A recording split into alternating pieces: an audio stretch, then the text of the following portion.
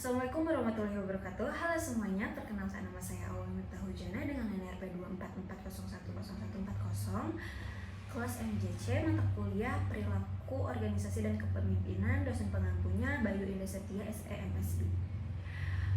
Saya akan menganalisis kebijakan-kebijakan yang dikeluarkan oleh Menteri Perhubungan dan diimplementasikan oleh Kepolisian Republik Indonesia atau Kapolri. Salah satu kebijakannya adalah e-tilang. Sebelumnya ada yang tahu nggak sih e-tilang itu apa? Jadi, e-tilang atau Electronic Traffic Law Enforcement adalah sistem penilang atau tindakan pelanggaran lalu lintas yang dilakukan secara elektronik melalui teknologi seperti kamera CCTV, speed camera, atau automatic number plate registration dan perangkat lainnya. Jadi, sistem ini menangkap pelanggaran lalu lintas secara otomatis tanpa kehadiran langsung petugas di lapangan. Ada nggak sih kaitan dalam undang-undang? Jawabannya ada. Jadi, penerapan e-tilang didasarkan pada beberapa aturan perundang-undangan. Di antara lain, yang pertama itu Undang-Undang Nomor 22 Tahun 2009 tentang Lalu Lintas dan Angkutan Jalan. Pasal 272 Undang-undang mengatur bahwa peralatan elektronik dapat digunakan untuk mendeteksi dan merekam pelanggaran lalu lintas serta dapat dijadikan alat bukti yang sah dalam proses penegakan hukum. Lalu yang kedua, Peraturan Pemerintah Nomor 80 Tahun 2012 tentang tata cara pemeriksaan kendaraan bermotor di jalan dan penindakan pelanggaran lalu lintas dan angkutan jalan.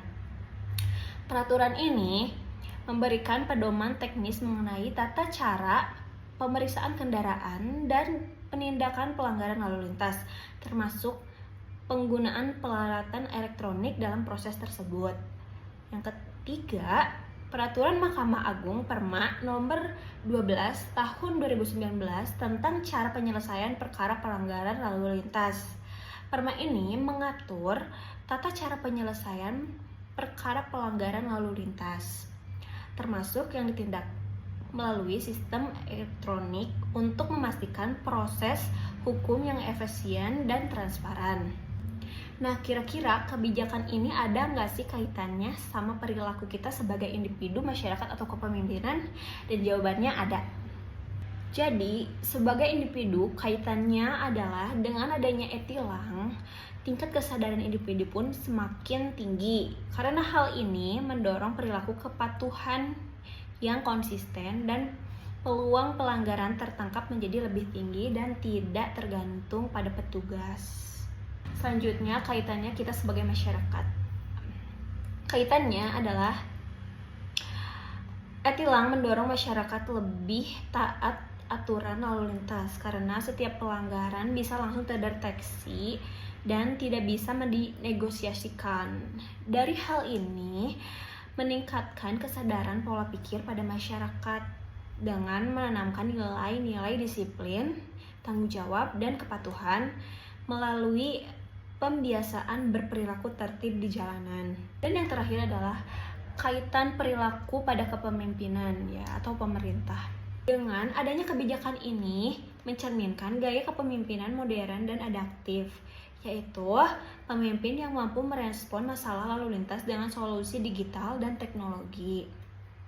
Selain itu, dengan sistem e-tilang, interaksi langsung antara petugas dan pelanggar dikurangi, sehingga mengurangi potensi penyalahgunaan wewenang, seperti suap contohnya. Selanjutnya, siapa yang diuntungkan dan siapa yang dirugikan? Jadi yang diuntungkan yaitu kepolisian, Kapolri atau Kaporlantas dan Menteri Perhubungan sebagai pelaksana utama penegak hukum lalu lintas melalui e-tilang dan terlibat dalam teknis pemasangan dan pengawasan. Lalu yang kedua itu masyarakat umum atau pengguna jalannya sebagai pihak yang merasa langsung terdampak dan diharapkan menjadi lebih tertib, patuh, dan sadar hukum. Selanjutnya, pihak yang dirugikan atau merasa dirugikan oleh kebijakan e-tilang adalah yang pertama itu ada masyarakat. Masyarakat yang belum memahami teknologi, hal ini menjadi sulit untuk memahami cara konfirmasi pelanggaran dan membayar denda secara digital. Hal ini berpotensi kebingungan atau kesalahan teknis saat mengurus pelanggaran tersebut. Yang kedua, pemilik kendaraan yang sudah dijual tapi belum balik nama. Hal ini seringkali kena imbas karena pelanggaran dilakukan oleh orang lain tetapi notifikasi dikirim ke pemilik lama. Hal ini merugikan secara administratif dan finansial. Selanjutnya ada pro dan kontra dari kebijakan tersebut. Yang pertama itu ada pro. Pro-nya adalah dengan adanya kebijakan e-tilang mengurangi interaksi langsung antara petugas dan pelanggar, sehingga menekankan potensi pemungutan liar dan meningkatkan kepercayaan publik kepada kepolisian.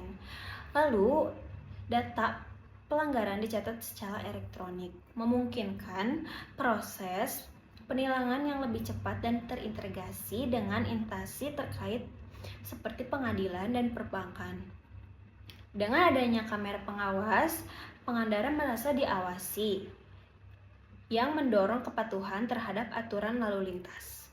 Selanjutnya ada kontra. Yang pertama itu, penerapan e-tilang masih terbatas di kota-kota besar, sementara di daerah lain memiliki infrastruktur yang memadai seperti kamera pengawas dan sistem pendukung lainnya. Terus yang kedua, banyak masyarakat yang belum memahami prosedur e-tilang sehingga menimbulkan kebingungan dan ketidakpatuhan.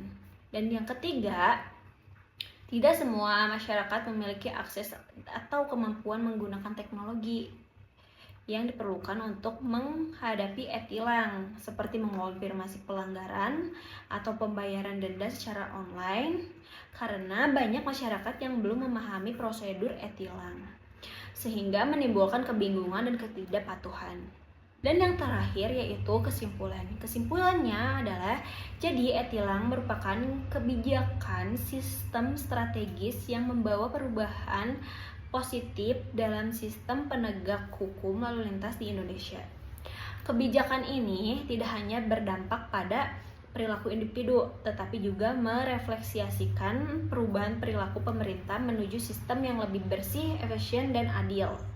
Keberhasilan jangka panjang kebijakan ini bergantung pada ketersediaan infrastruktur, perbaruan data kendaraan, dan pendidikan hukum bagi masyarakat. Mungkin sekian penjelasan saya mengenai analisis kebijakan yang dikeluarkan oleh Kapolri atau yang bekerja sama dengan Menteri Perhubungan. Lebihnya mohon maaf. Wassalamualaikum warahmatullahi wabarakatuh.